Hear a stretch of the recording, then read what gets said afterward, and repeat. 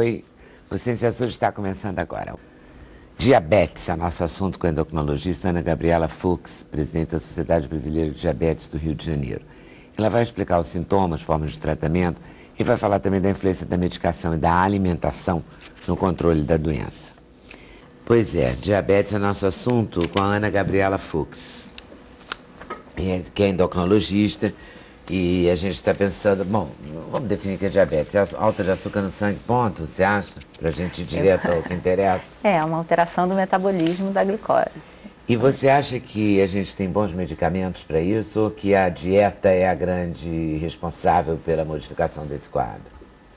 Então, atualmente a gente tem excelentes medicamentos. Para vocês terem uma ideia, quando eu comecei a estudar medicina, tudo bem, tem muitos anos, mas... existiam Não duas parece. mas tem, são meus cremes, tem décadas. Existiam duas medicações para se tratar diabetes. Então, se o doente estava morrendo, você dava insulina, do contrário, você dava uma medicação que age estimulando a liberação da insulina pelo pâncreas, que é o responsável pelo metabolismo da glicose, grosseiramente. Atualmente, a gente tem medicações que agem no pâncreas, no fígado, no intestino, tem N tipos de insulina. Então, atualmente é maravilhoso tratar diabetes. O doente fica muito bem. Isso é uma coisa que eu falo todo dia para os pacientes. Eles chegam desesperados, eu tenho diabetes, eu vou ficar cega, eu vou fazer diálise, eu vou perder o pé. E a história do diabético mudou completamente. Que agora, bom isso, né? Isso é uma boa notícia. Bom. Isso é maravilhoso. E fora que também entraram essas coisas diet... Sim, light, não sei qual muito. dos dois que é o certo para o diabetes, mas está lá escrito no rótulo, né? Para dieta com restrição de açúcar. Então, teoricamente... É o diet? É o diet. O alimento que tem a nomenclatura diet quer dizer que foi retirado da fórmula original alguma substância, nesse caso o açúcar, mas pode ser o glúten, por exemplo. Mas geralmente o doce diet, ele tem que ser sem açúcar. Quando o alimento é light, ele pode ter tudo que o original tem, mas em menor quantidade. Então, geralmente pode ter menos açúcar. Agora, mas é mais perigoso pro leite diabetes. condensado light não adianta nada. De 1.012 calorias tem 910. Então, para o diabético não serve. E o diabetes tem que tirar o glúten também? Não. Não? De forma alguma. Mas assim, se ele não come açúcar, mas come pizza, ele está comendo carboidrato. Sim, mas tudo na verdade... Bom, a primeira pergunta... Desculpa, eu não respondi a sua pergunta. O que é mais importante? Na verdade, a dieta ou o remédio? Todos os consensos de tratamento de diabetes, americano, europeu, brasileiro, o primeiro o primeiro passo do tratamento chama-se mudança de estilo de vida, atividade física e dieta. Então, todo diabético deve ser tratado dessa forma. Agora, 100% dos diabéticos tipo 1 vão precisar, além disso, de insulina e em torno de 90%, depende do estágio que você diagnostica, mas a maioria maciça dos tipo 2 vão precisar de alguma medicação além da dieta e do exercício. A dieta ela deve ser extremamente individualizada, então se você é um diabético muito bem controlado, faz muito exercício, é claro que você vai poder comer sua pizza, não tem a menor dúvida.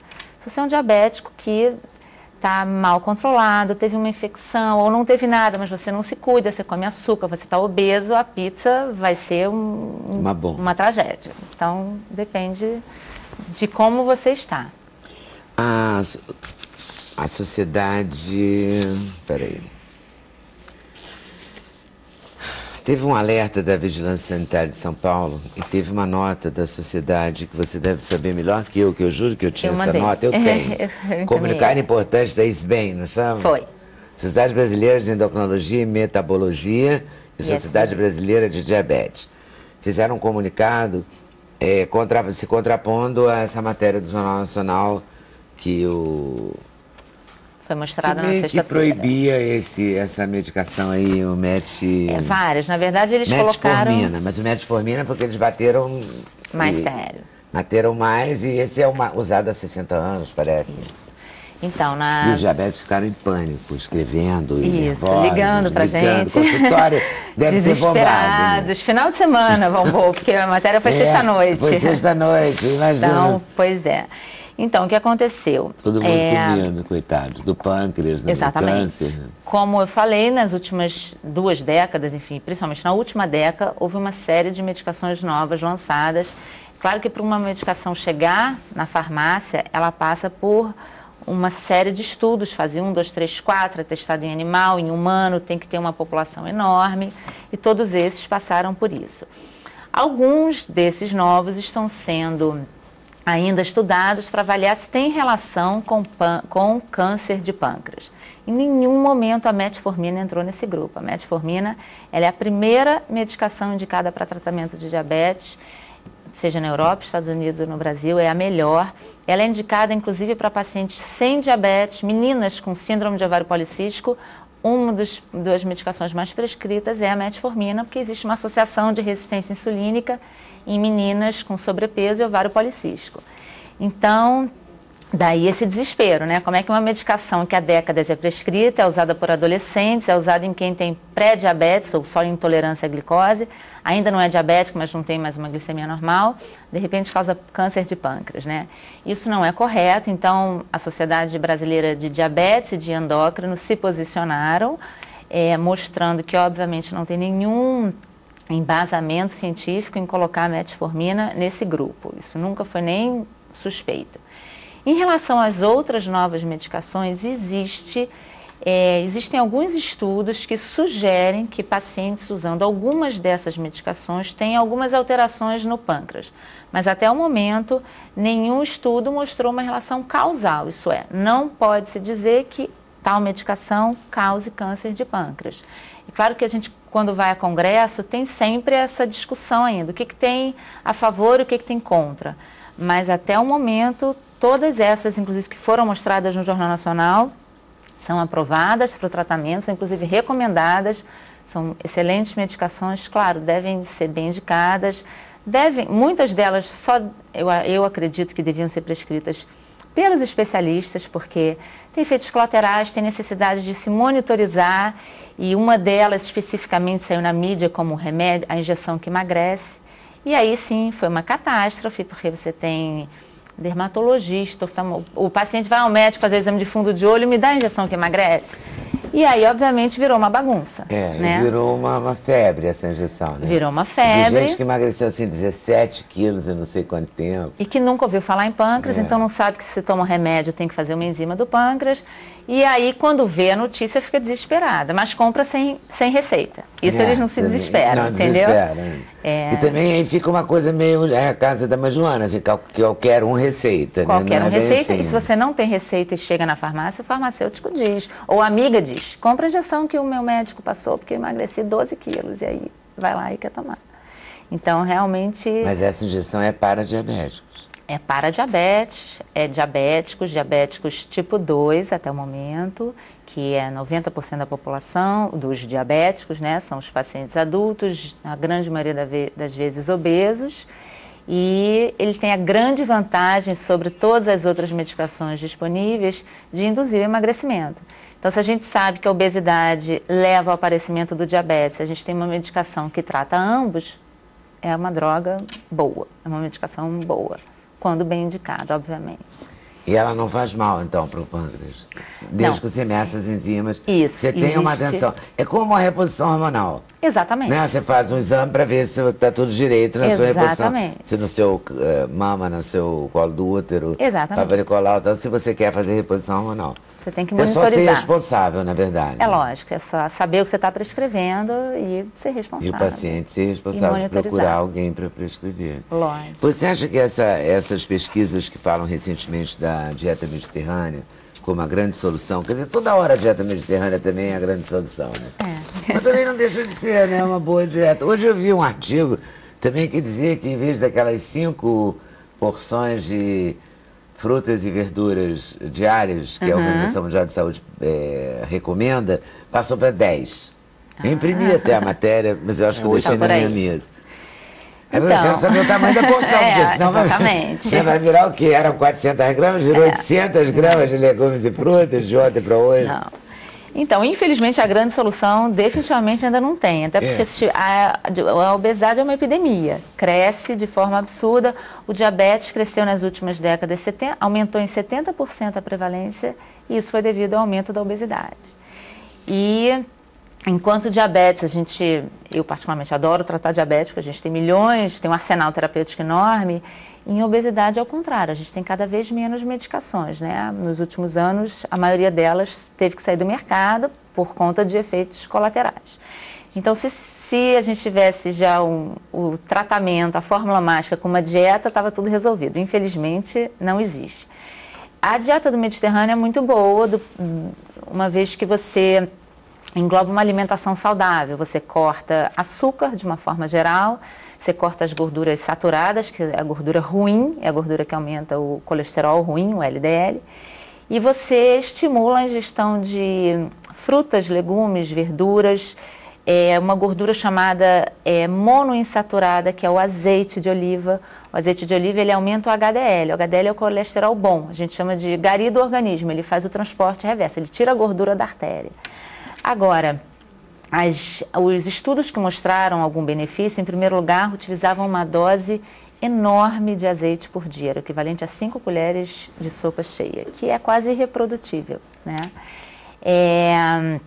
Além disso, tem um viés nesses estudos de dieta, que é o acompanhamento do paciente. O paciente, quando ele se voluntaria, muitas vezes nos Estados Unidos eles recebem para participar desse estudo.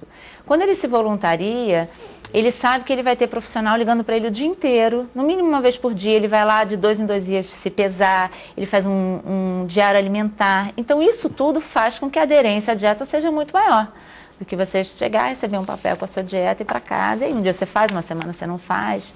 Então é difícil a gente reproduzir isso, mas de uma forma geral tem saído alguns estudos mostrando que, independente da perda de peso, a dieta do Mediterrâneo ajuda a prevenção de doenças cardiovasculares. Mas tem que se tomar cuidado, porque quando o problema é obesidade, se você fala para o paciente, não, fruta é saudável.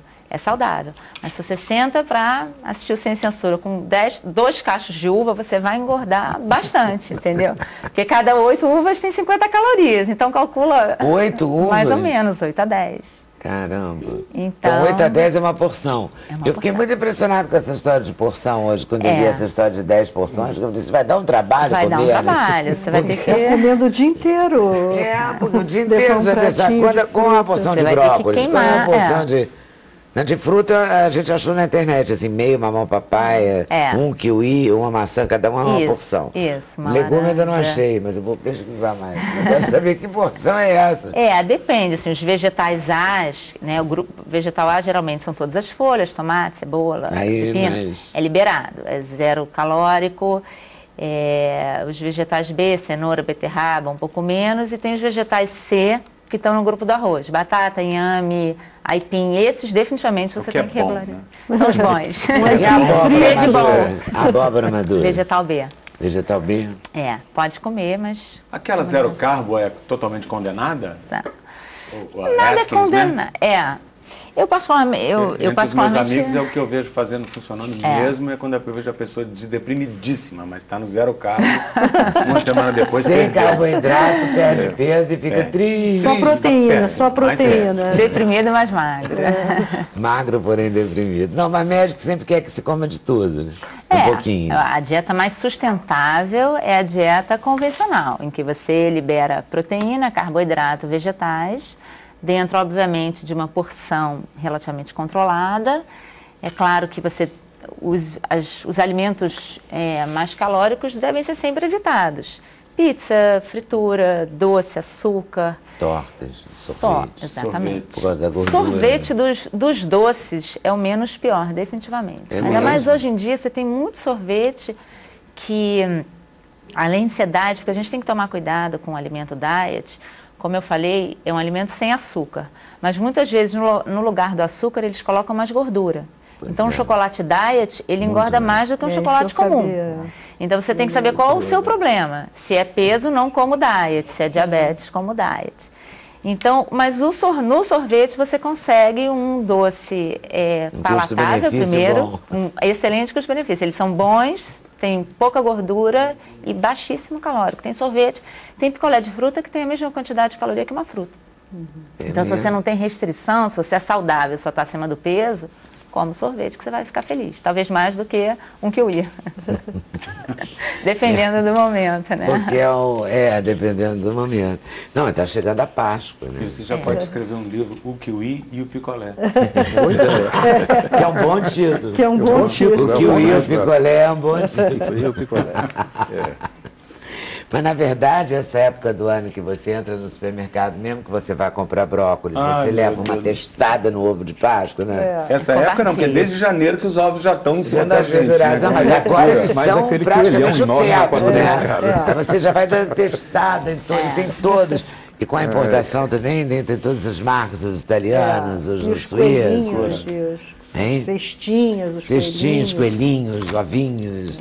É um festival, É uma né? tortura. Muito bom.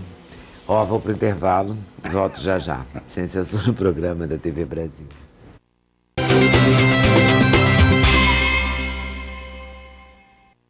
Pois é, estamos aqui, de volta. O nosso TV de casa, então, para não ficar diabético, Ana, rapidinho. Fazer exercício e se manter dentro do peso ideal. Então é a mesma receita para todos os diabéticos, de não diabéticos, fazer exercício. Só que os que já estão diabéticos têm que se tratar, têm que usar medicação e uma dieta específica. Mas você foi bem otimista, né? Disse que vai ser possível cuidar da diabetes sem amputações, sem dúvida. Que era uma ameaça, assim, uma faca no pescoço, né? Até muito pouco tempo atrás. Hoje em dia, ele pode ser muito bem tratado, mas a melhor forma de prevenir o diabetes, principalmente para quem tem alto risco, quem tem familiar diabético, são evitar a obesidade e fazer atividade física. Muito bem, então vou agradecer a vocês todos por terem vindo, muito obrigada, muito obrigada. Vou agradecer a vocês por estarem nos assistindo e vou dizer que a gente escolheu para encerrar esse programa, bem no clima, eu acho, da nossa conversa sobre essa questão da pesquisa, da violência da mulher, da sexualização e tal, uma música da Joyce, que é Mulheres do Brasil, e o vídeo a Joyce canta com a